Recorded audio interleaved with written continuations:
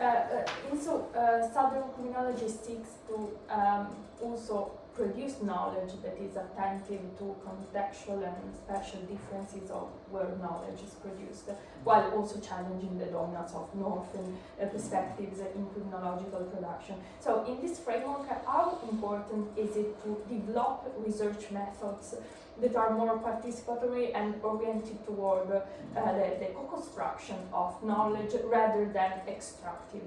Yeah, so that's the fourth tenet of Southern criminology, the attentiveness to context, because context matters. And it is one of the tenets of Southern criminology, because one of the critiques of Western knowledge is that it is universalized. So even if it's produced in, say, New York or London or any of these metropoles in the global north, they argue it is universal. And when it comes to social dynamics are highly contingent to context, right?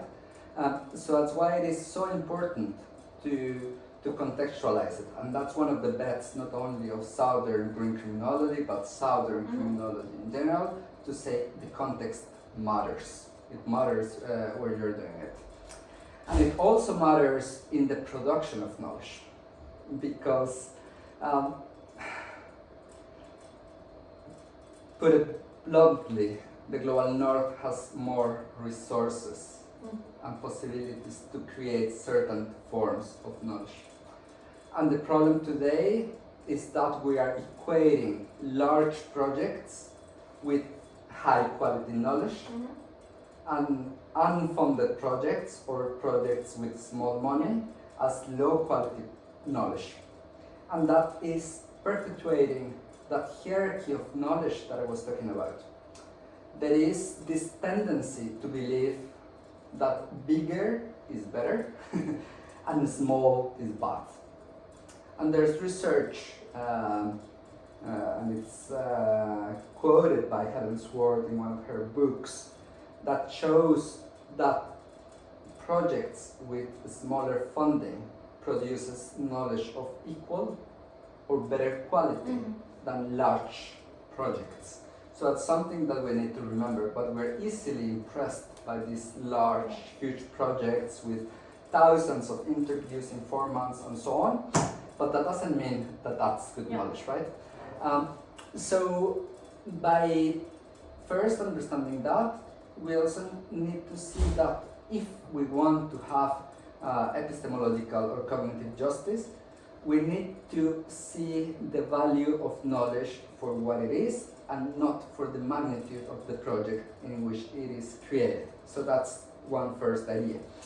The second idea and the second critique to Western knowledge is that Western ontologies or Western ways of seeing life has always been individualistic, individualizing, what I call atomistic view. Western knowledge sees both humans and society and nature as a sum of parts.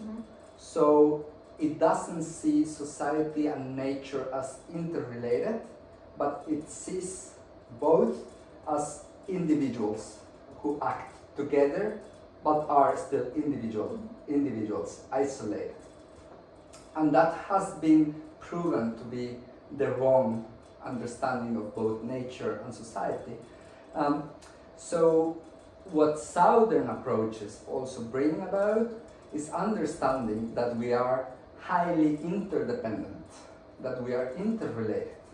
So while Western knowledge, Western creation of knowledge seeks to have heroes, individuals who are the geniuses and who see the truth, Southern approaches try to see the community and community as the source of knowledge creation. By adding those two elements, the possibilities to carry knowledge production, and the perspective of knowledge creation as communitarian as opposed to individualistic. This framework also asserts that we need to realize that there are other forms of knowledge creation that are as valid and in cases even more valid and more ethical than northern forms of knowledge creation, because often Western universities have a structure in which you have a senior professor who directs a group of researchers who have more assistants and so on, who extract knowledge, and that's their CV, and then they publish the book as the sole author, and then they are credited with bringing these big ideas that were actually extracted from other people. Whilst these more southern approaches want to challenge that by making knowledge creation communitarian and also acknowledging the people who were involved in this. So that is both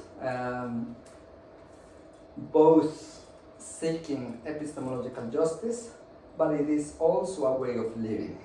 It is it's a lived philosophy of sending the idea that we are all interrelated and that we need to act as that, because that is the only way to transform the world.